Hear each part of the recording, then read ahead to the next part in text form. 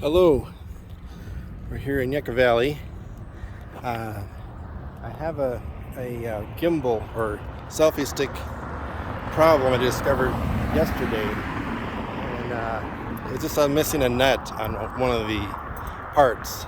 So we're gonna go to Home Depot, see if we can find a nut that can match that, and if not, I can get it when I get back to San Diego. I looked online these gimbals and I'm not going to buy one. It's $99 is the cheapest, and they go all the way up to $3,000. They pretty sophisticated with all the YouTube videos now. So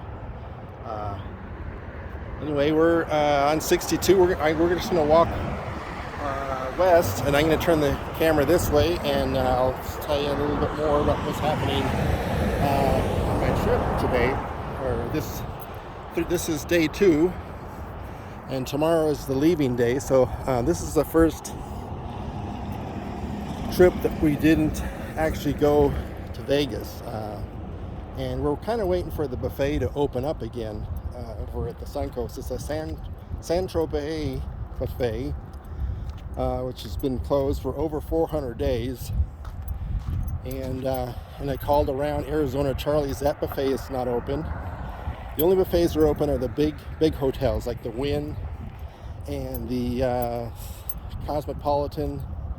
So so we're looking forward to sometime in July, and I can say when, but there'll be a time you'll see me pop up in Vegas with my videos and photos. And we're coming up to. Well, I'll tell you, we got the newspaper over here, High Desert Star. We got the theater there. I saw Titanic in that theater. Just a few movies. And this one here, this has been all kinds of stuff. And over there, behind the Joshua tree, is the laundromat that my uncle and I went to when I first moved up here in '89. My uncle still didn't have a washing machine, so believe it or not, every week we'd go to the laundromat and wash our clothes. So it's closed now. It doesn't look like it's open. They have other newer laundromats. This is kind of the older part of Yucca Valley. Most of the town has moved east. So get a view of the foothills. I don't know what they call those mountains, but there's some places you can hike up there. And then down here is you got Pioneer Town. I am no means an expert on Yucca Valley. I only moved here in '89. I know a little bit of Palm Springs, but I don't know Palm Desert, especially down by La Quinta, where all the streets look the same. It's almost like you're in the cornfields. All these palm trees, the streets all look the same.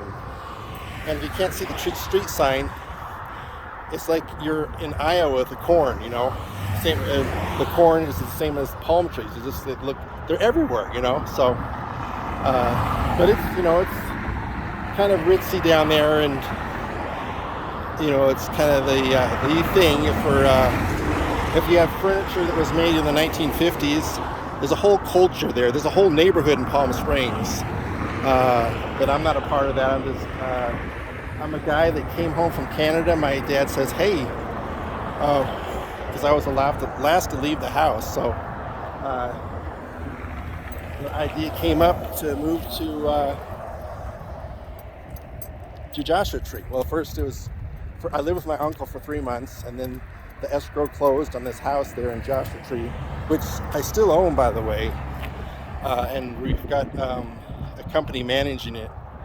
So it's a risk, It's better to have, if you own rental properties, and things can happen. Had the water heater happen this year, and they call and say, hey, this. So it's kind of like buying a motorhome. You think a motorhome costs so much, but the reality is it's a big house you're bouncing around all the time, so things are bound to break, So I like to watch YouTube, these different channels, And now they have the channel membership, so it's almost like they're their own TV channel. So yeah, I know, Bob, get a life, take care of yourself, quit watching YouTube videos. But anyway, it's been really good, because the TVs come with YouTube already in them. Anyway, I'll walk you down here to the barber shop and show you a little bit. Going west on 62.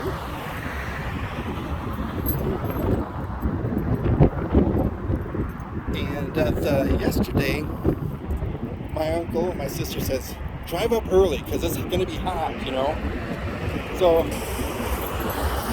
it's we got some raindrops yesterday. So we knew. I came just at the right time because they had the heat dome and the heat wave, and I lucked out really, because I remember we went to the Best Western. I think it was the summer that was the time that my car overheated the first time. And it was 114. And I really felt it, that time. Well, I lived up here for 10 years, but then I moved back to San Diego.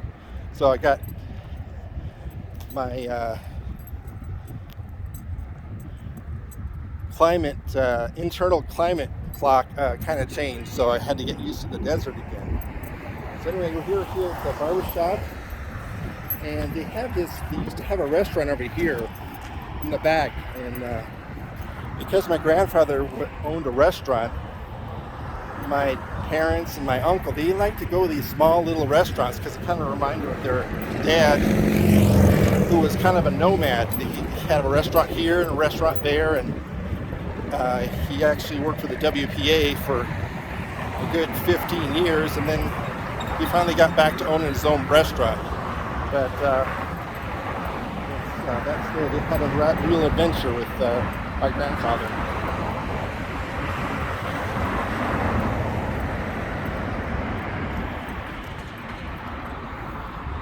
So this isn't too far from Palm Springs, and I tell people where my house is. I says, I live near Palm Springs, but really it's not the culture or anything to do with Palm Springs. You're on your way to Parker Dam, on the 62, which really didn't even go through all the way to Arizona until 1970. So, and it's just kind of a 2-lane road out there. And which brings me to my next point. Now that we've decided my uncle isn't fit for driving, he can drive around town here, but as far as me and him going driving to Vegas, those days are over. So I'm going to be telling him that today, and other things, But he's doing pretty good. We laugh it up because he's my dad's brother, so it's he gives me advice, and I don't listen to him, and so, but it's pretty good. He's been remodeling his house with carpet installers, and he put in took out his bathtub and just put a walk-in shower, which is important for older people, because stepping over that bathtub wall is that's where you trip. So anyway, well, we're here at the car wash, and we're somewhere in Yucca Valley, somewhere on the 62, and I'm just going to say over and out until our next conversation.